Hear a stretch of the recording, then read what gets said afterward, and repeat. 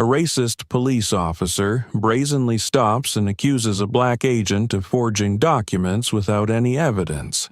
However, when her true identity is revealed, his arrogance and prejudice are shattered in an instant. The tables turn, leaving the officer stunned and panicked. Can justice prevail against deeply rooted societal biases? Before we dive in, don't forget to subscribe to the channel to follow more gripping, unmissable stories. The night rain fell steadily, enveloping the city's bustling streets in a haze of dim lights. Raindrops streaked down car windows, blending with the hum of traffic and the murmur of passers-by. A sleek black SUV glided through the streets before stopping in front of the Hilton Hotel, a towering, majestic building glowing brightly in the night. The car door opened, and Agent Lydia Carter stepped out. Her sharp black suit and discreet earpiece exuded professionalism and confidence. As one of the top agents of the United States Secret Service, Lydia was no stranger to missions requiring vigilance and quick thinking. But tonight, her task seemed simple: inspect and secure the area ahead of a high-ranking diplomat's arrival. With sharp eyes, Lydia swiftly scanned the surroundings. She meticulously checked every detail, from the position of surveillance cameras to the hotel's entry and exit points. Her thoroughness was no coincidence. Every mission carried risks, and she never allowed herself to be complacent, not even for a second. As Lydia approached the hotel entrance, flashing red and blue lights in the distance caught her attention. A police patrol car pulled up and out stepped Officer Ethan Grayson. With a cold expression and a gaze full of suspicion, he quickly approached Lydia, his hand hovering near the flashlight on his belt. "What are you doing here?" Ethan asked firmly, his voice cutting through the sound of the rain. Lydia calmly retrieved her badge and held it up. "I'm Agent Lydia Carter with the United States Secret Service. I'm here on assignment to secure this area for an event at the hotel."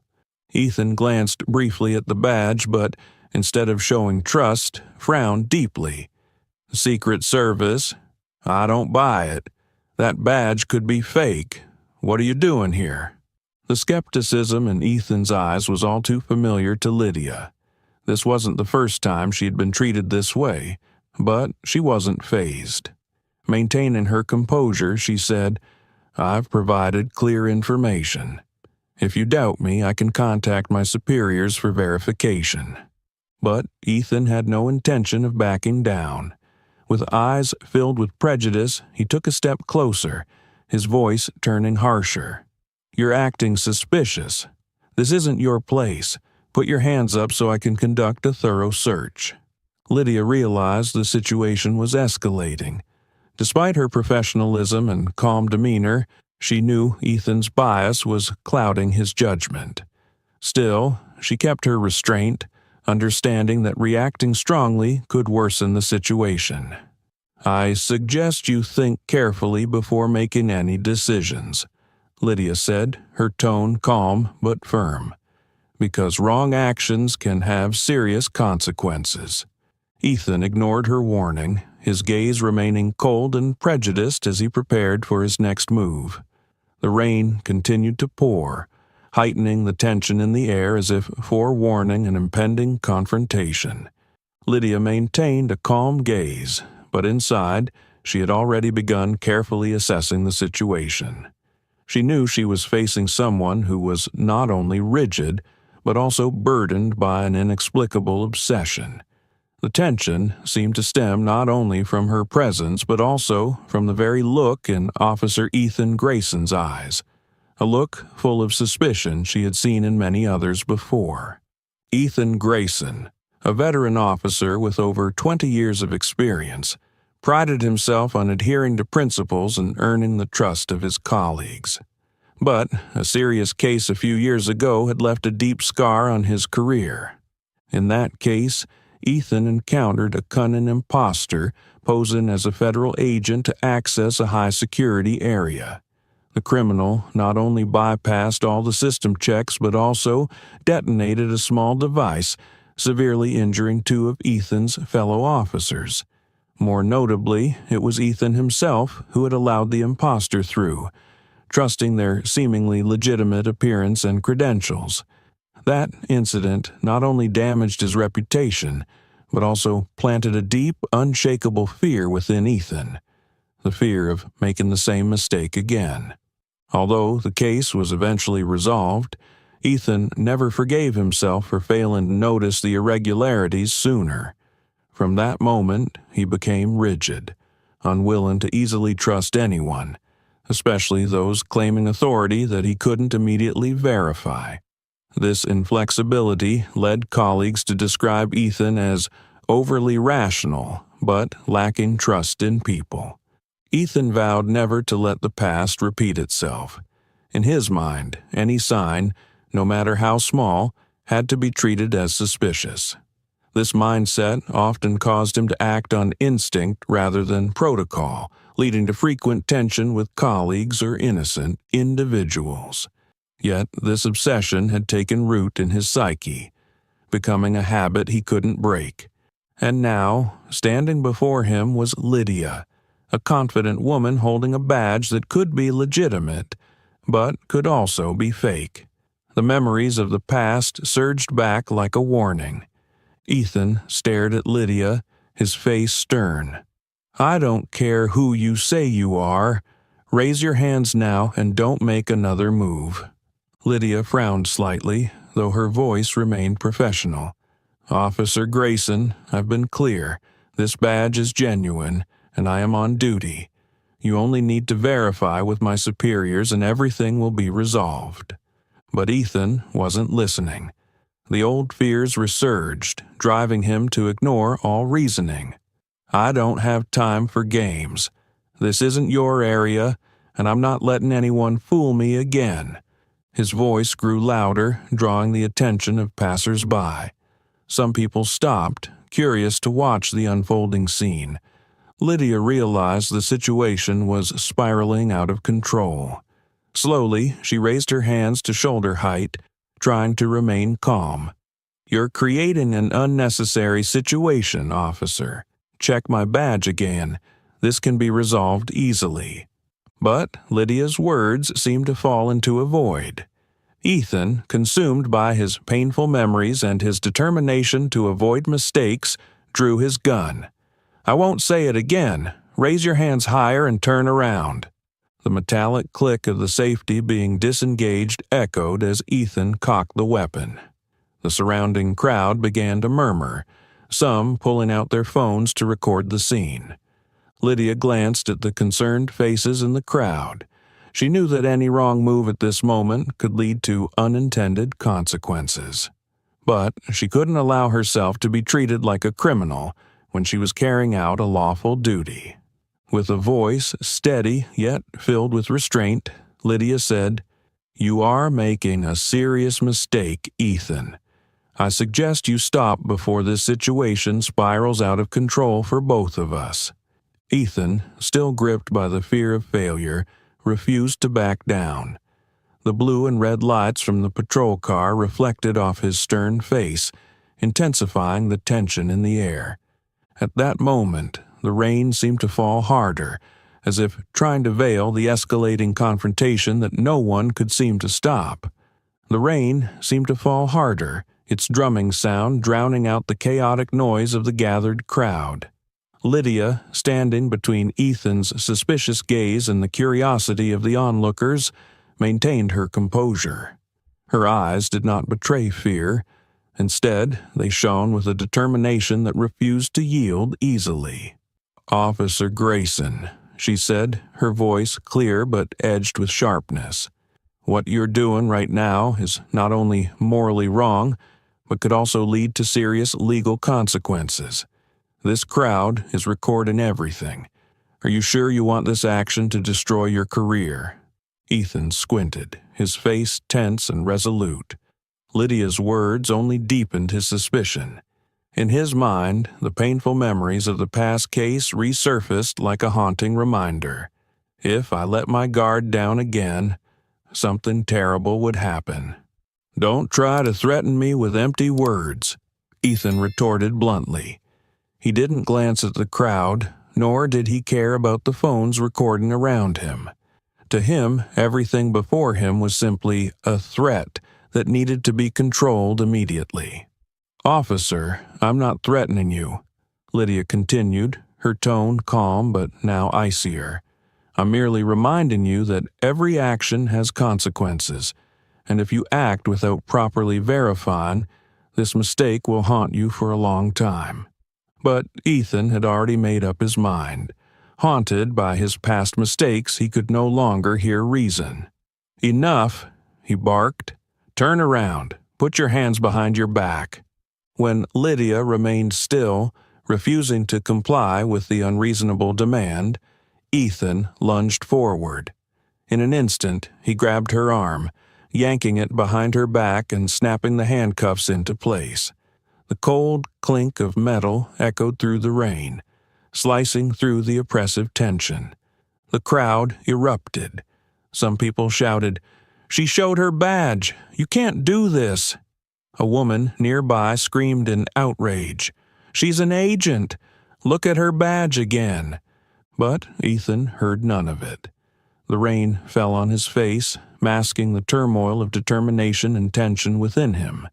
He dragged Lydia toward the patrol car without so much as a glance back. Amid the commotion, a hotel staff member standing nearby quietly pulled out his phone and recorded the entire incident. Without saying a word, he moved back into the hotel and quickly made a call. "I need to speak with the Secret Service immediately," he said softly but urgently, his eyes never leaving Lydia's figure as she was pushed into the back seat of the patrol car. Inside the car, Lydia sat still, her expression betraying no hint of fear.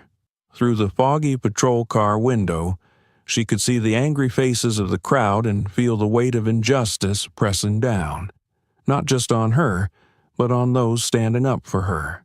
Ethan got into the driver's seat, his hands trembling slightly as he started the engine. He couldn't shake the sense of unease creeping into his mind, but he told himself, "I'm doing the right thing. She's hiding something." The car rolled away, leaving behind the shouts of the crowd and the ever-intensifying rain. The story, however, was far from over. The patrol car rolled through rain-soaked streets, neon lights reflecting off the wet pavement like streaks of smeared colors. Inside, the atmosphere grew so heavy that Ethan Grayson could almost feel the tension pressing down on him. Glancing in the rearview mirror, he saw Lydia sitting silently in the back seat, her bright eyes betraying neither panic nor weakness. Ethan looked away, trying to focus on driving, but a sense of unease had begun to creep into his mind. Suddenly, the car radio crackled to life, breaking the silence. "All units, be advised. The Secret Service is requesting urgent assistance at the Hilton Hotel. A reported agent has gone out of contact. Any nearby units, please verify the situation." Ethan froze, his hands tightening on the steering wheel.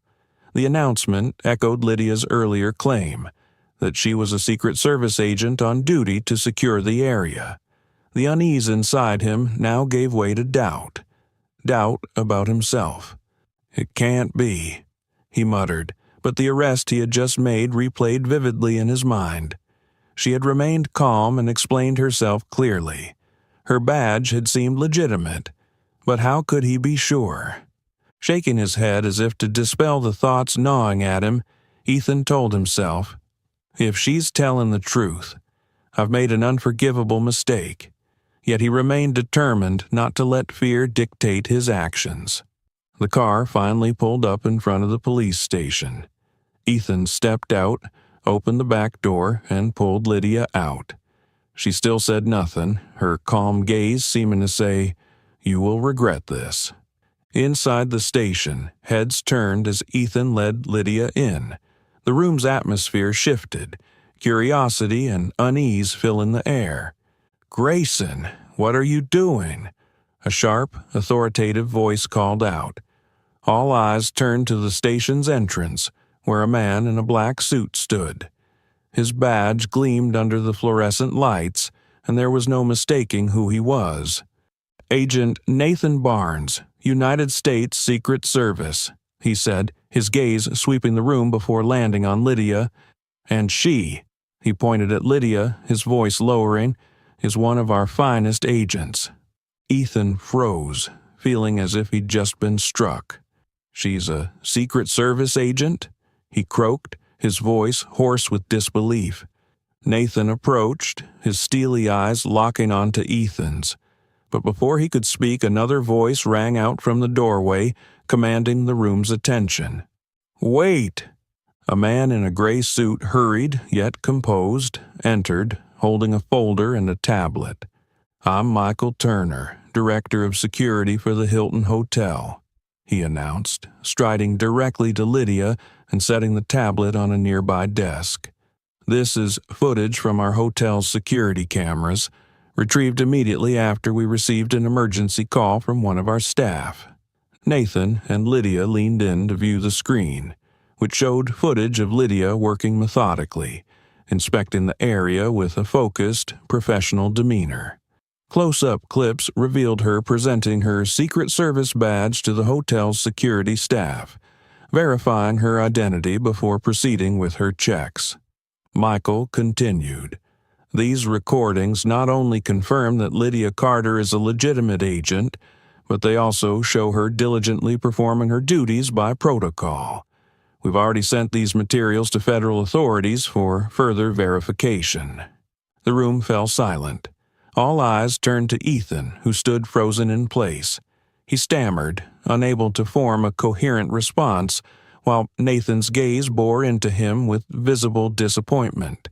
"And now, Officer Grayson," Nathan said, his tone biting, "do you have anything to say?" Ethan lowered his head, his defenses crumbling. The whispers among his colleagues grew louder, their expression shifting to a mix of frustration and disdain at his actions. Lydia, still composed, stood and directed her steady gaze at Ethan. "I don't need you to explain or apologize right now," she said firmly. "Your actions will speak for themselves."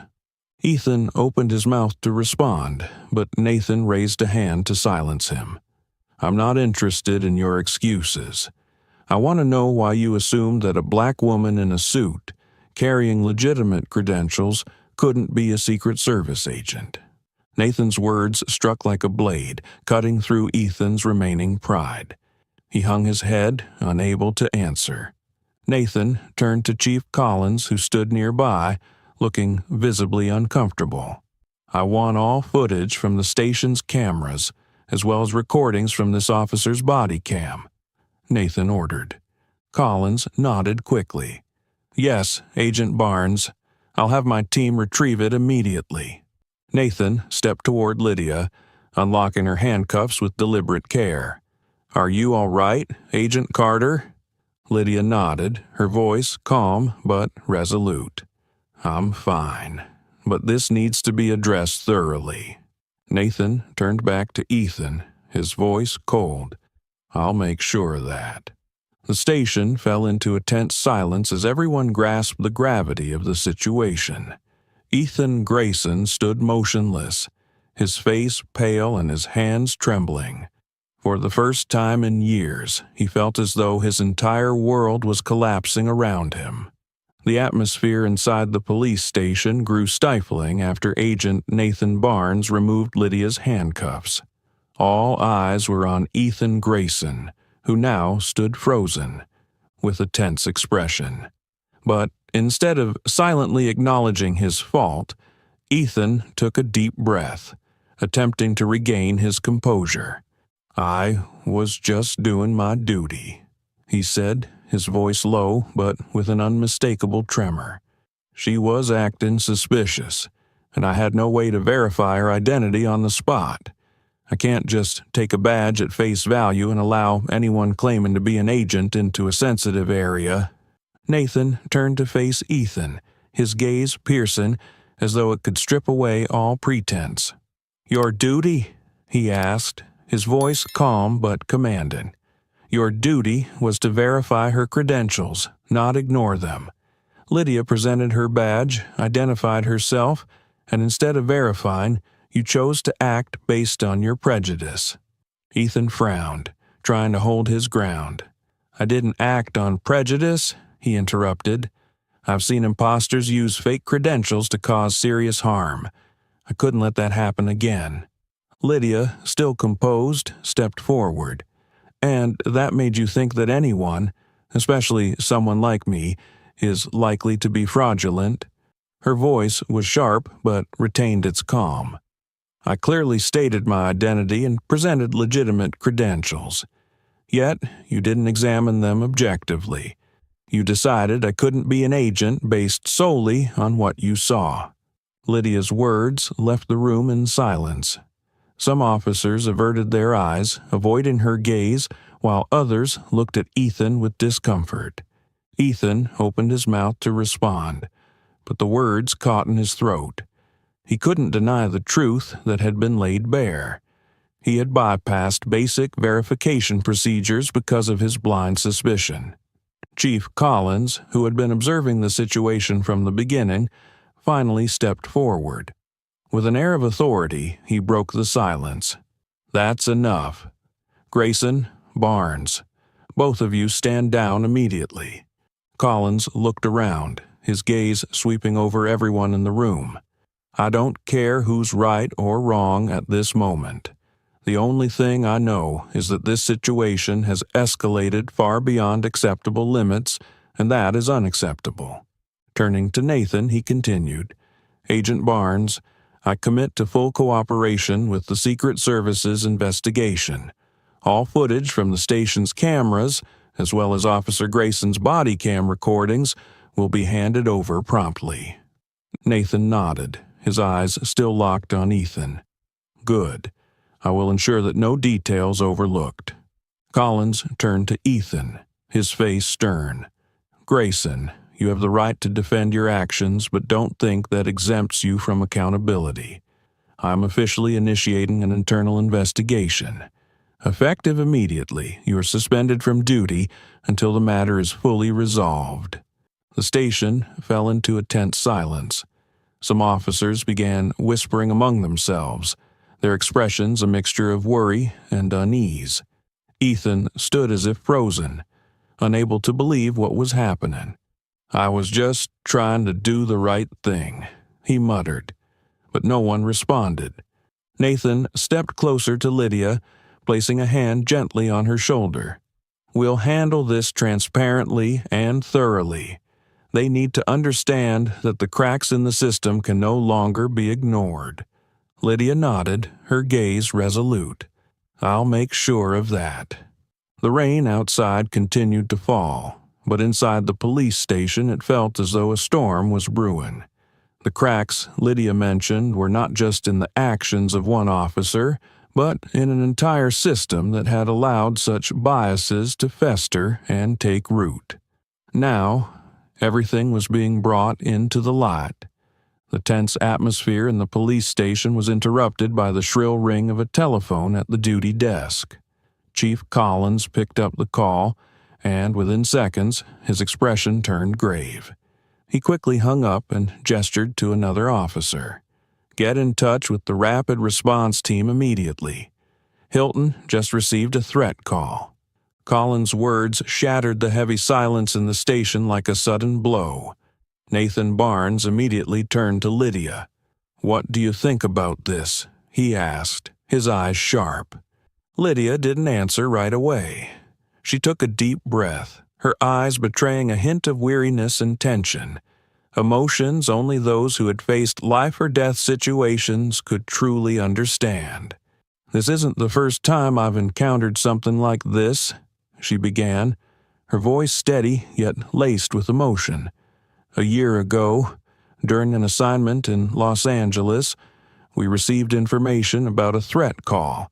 At the time, I was working with a local police team, but because they delayed coordinating with us, we couldn't respond in time.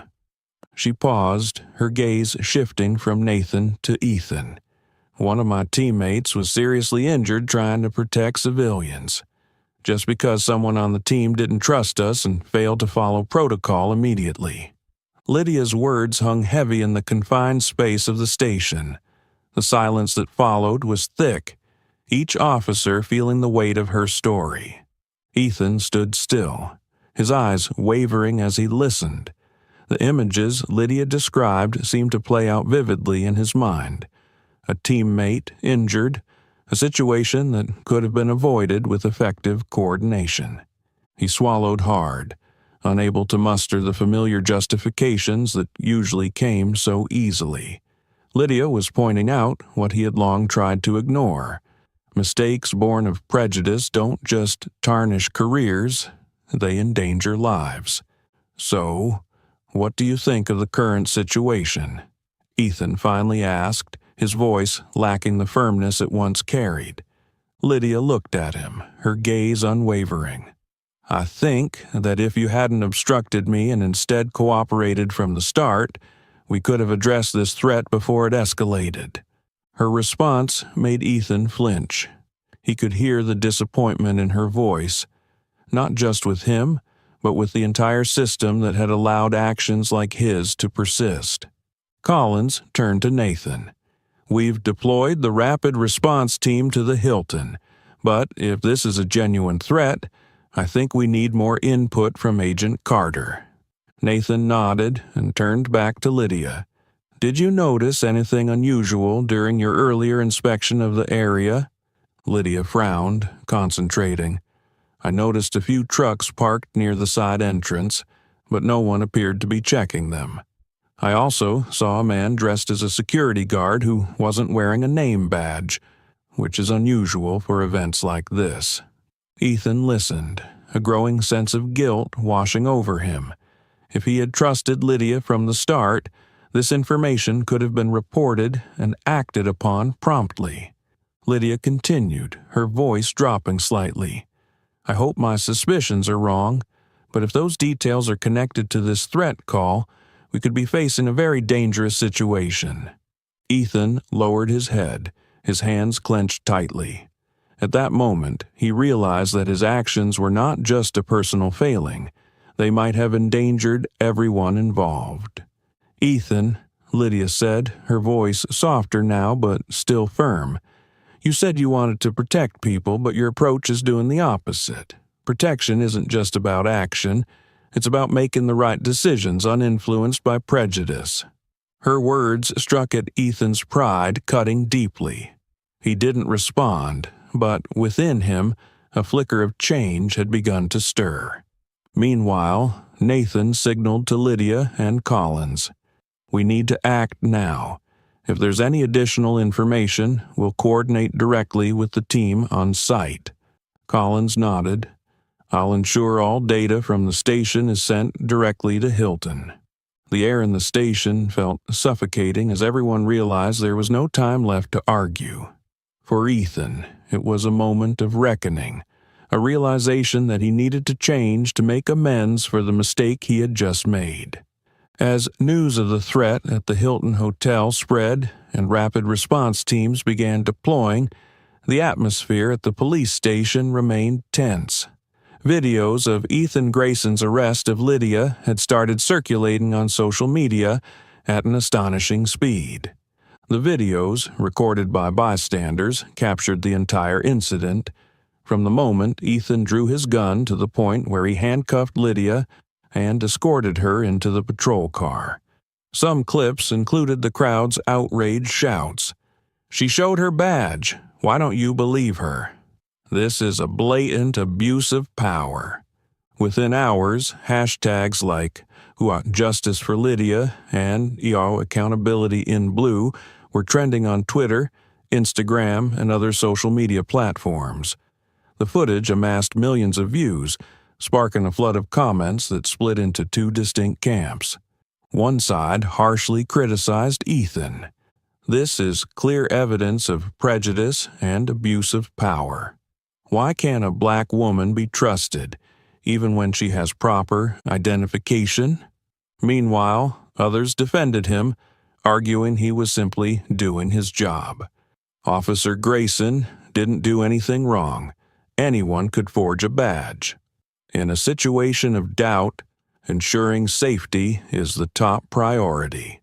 While the online discourse raged, Ethan sat in his small office at the station, staring at his computer screen.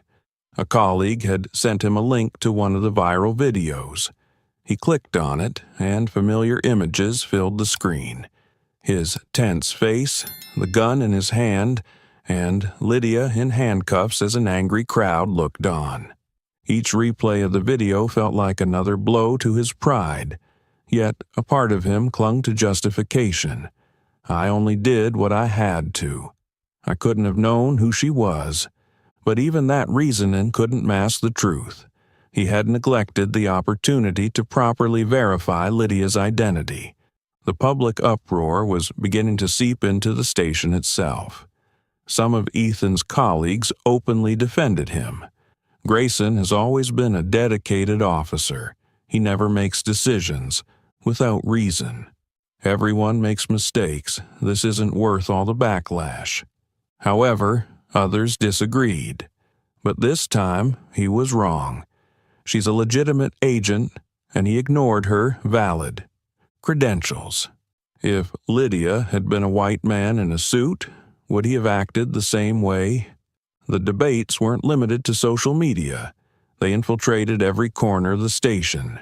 Ethan felt the tension every time he entered a meeting room or walked down a hallway. Hesitant glances, whispered conversations behind his back. Everything reminded him that his mistake had become much bigger than himself. Ethan closed his laptop and took a deep breath. The pressure from the public and the division among his colleagues left him feeling cornered as if there was no escape. For the first time, though, a question echoed clearly in his mind. Did I truly fulfill my duty, or did I let prejudice guide my actions? That question didn't have an immediate answer, but it began to crack open a sliver of self-awareness that Ethan could no longer ignore. Outside, the rain had stopped, but the atmosphere inside the station remained heavy, signaling that the real storm was only just beginning. The pressure from public backlash and internal criticism at the police station left Ethan Grayson with no room to escape. His suspension came with a mandatory requirement: to attend a training program on bias and professional accountability.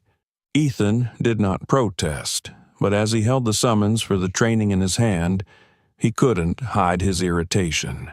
So, this is how they want to handle it? Make me an example to silence the critics? He muttered, his expression bitter. Deep down, though, he knew he had no other choice.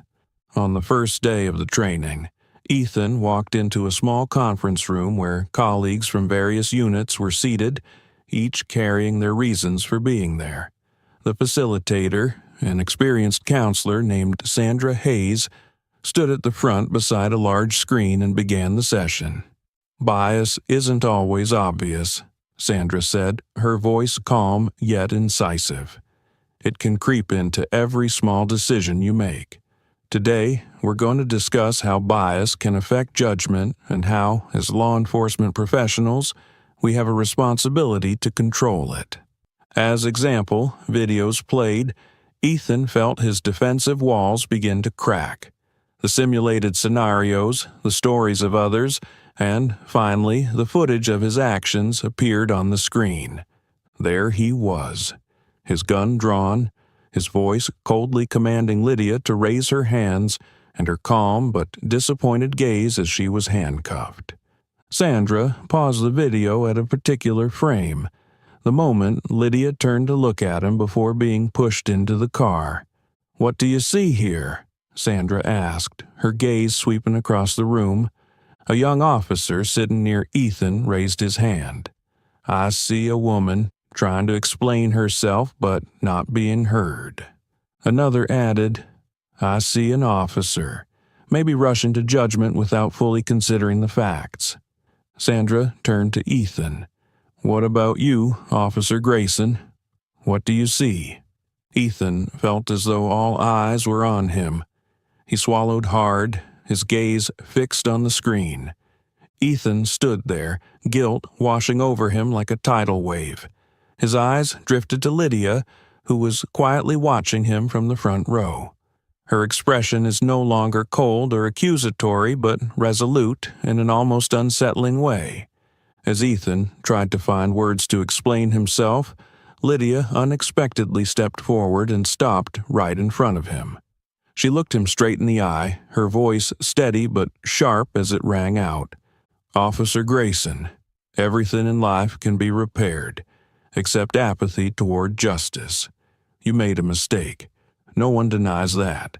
But the question now is not why you were wrong, but what you will do next to ensure it doesn't happen again. Justice isn't about protecting your ego. It's about putting others' needs above personal biases."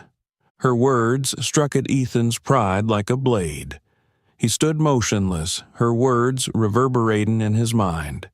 His eyes softened, and for the first time he realized that all the justifications he had used were merely shields for old, unfounded fears. He began, his voice rough. "I see that I was wrong." Sandra nodded, gesturing for him to continue. "I see a woman trying to tell me she was doing her job. But instead of listening, I only saw what I thought I knew, and I let bias dictate my actions." The room fell silent. But this silence wasn't heavy. It was a space for truth to be acknowledged and change to be accepted. After the session, Ethan stayed behind, his eyes still fixed on the notes on the desk. In his mind, Lydia's gaze loomed clearer than ever.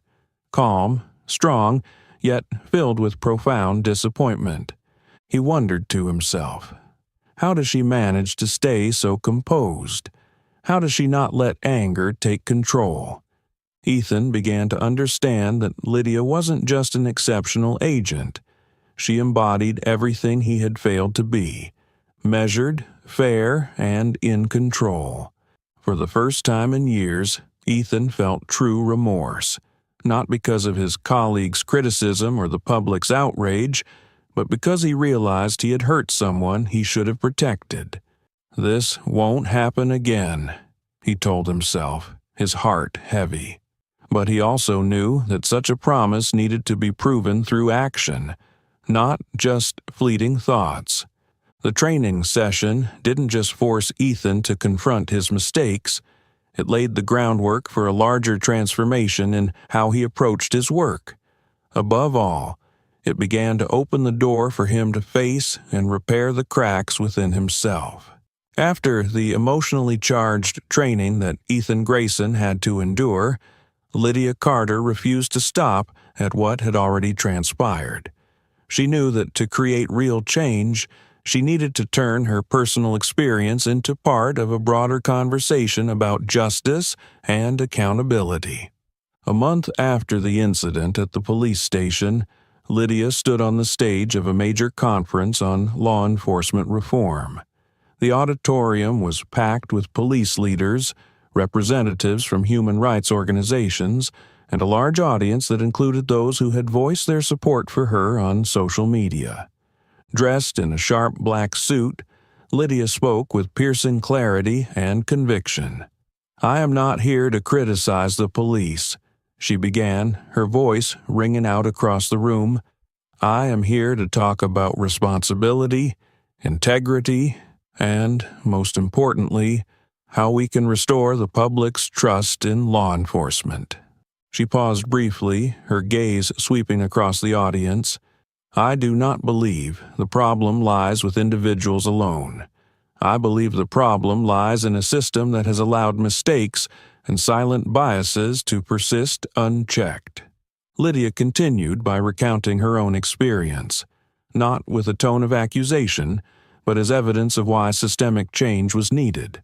"An officer can make a mistake," she said, "but if the system doesn't provide the right tools, adequate training, and proper accountability, that mistake doesn't just belong to the individual, it belongs to all of us."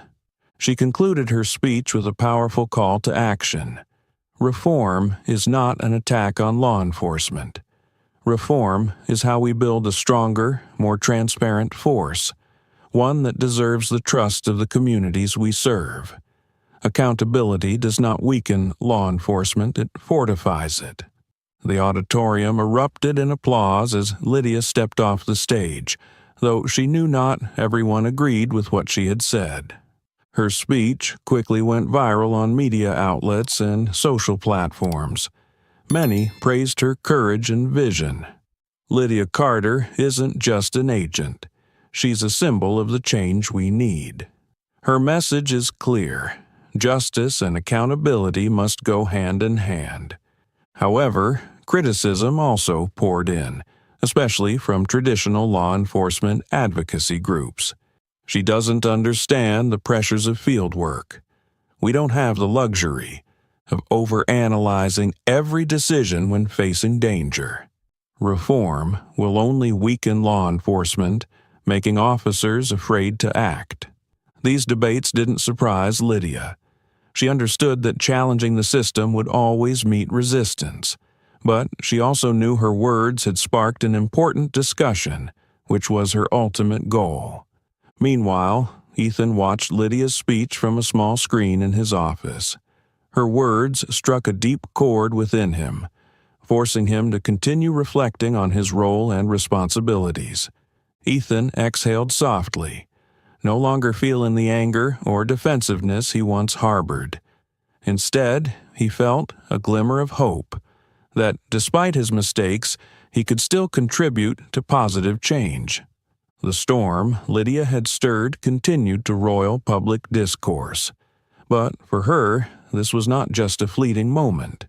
It was part of a long journey she was prepared to see through to the end, ensuring that justice and accountability became foundational principles of the law enforcement system.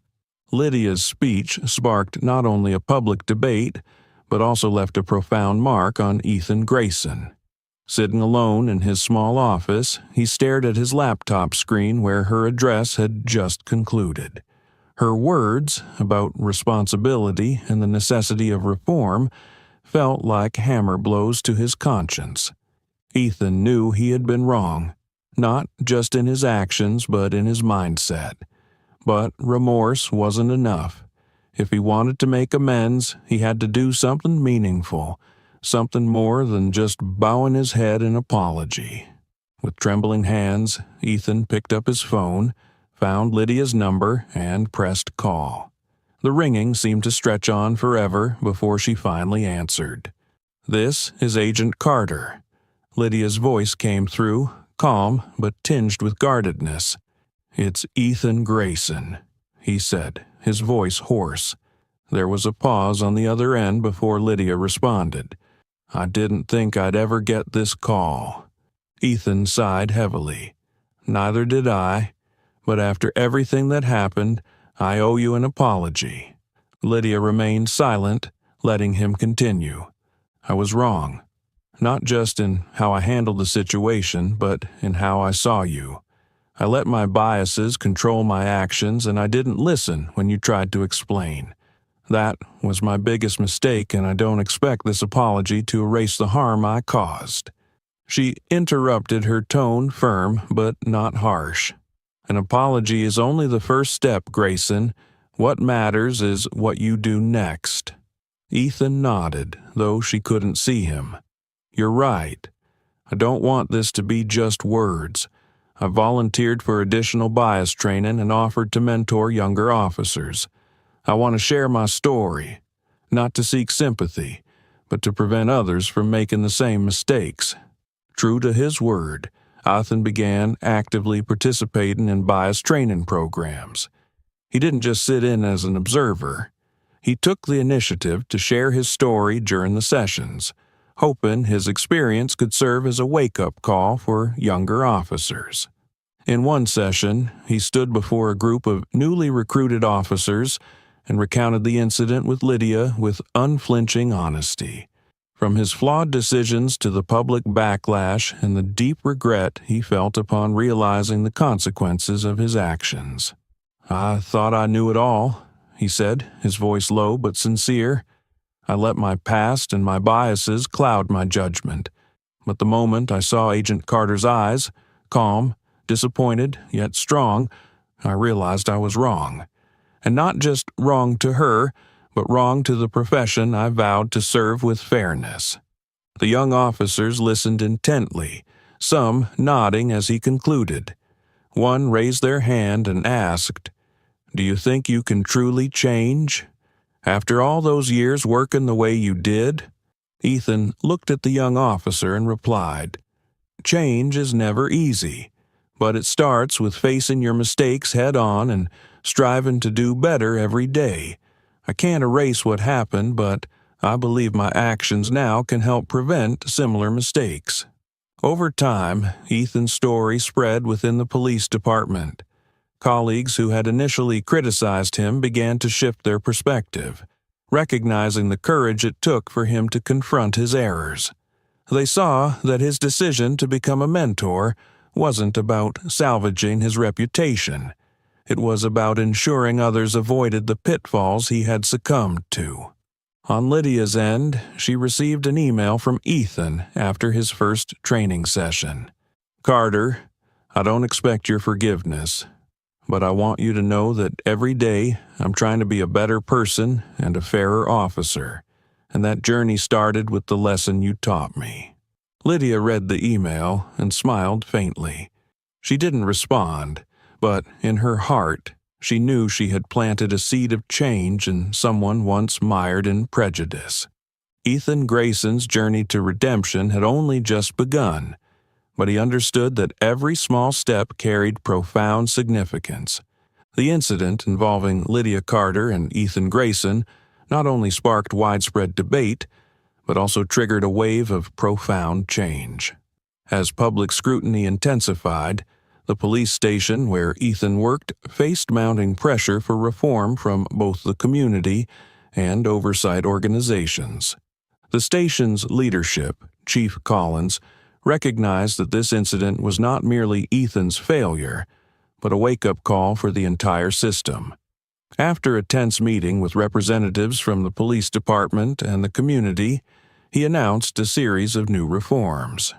"We cannot allow similar mistakes to happen again," Collins declared during a press conference. "Our responsibility is not only to protect the community, but also to ensure that every officer is properly trained and acts with fairness." One of the first changes implemented was a mandatory training program on addressing bias and accountability. Ethan Grayson, with his personal story, was invited to serve as an advisor for the program, helping to craft realistic scenarios and train new officers. Additionally, the police station introduced a more transparent internal reporting system, encouraging officers to report misconduct without fear of retaliation. Not everyone welcomed these changes. Some officers expressed frustration at being required to undergo regular training and adhere to the new protocols. "We've been doing this job for years without all these complicated rules," one veteran officer complained. But Collins stood firm. "If we don't change, we can't expect the community to trust us." Ethan, once opposed to the idea of reform, became one of its strongest advocates. "I've learned that change is not a punishment," he said during a team meeting. "It's the only way forward." The story of Lydia and Ethan sparked change not only within their station, but also far beyond. Media outlets continued to share Lydia's speech at the Reform Conference, and her story became a symbol for the movement to reform law enforcement. The public hailed Lydia as an inspiration, with hashtags like Yaka Justice for Lydia and Yam Reform Now continuing to trend. Law enforcement agencies across the country began adopting similar bias training programs, using the incident with Lydia and Ethan as a case study.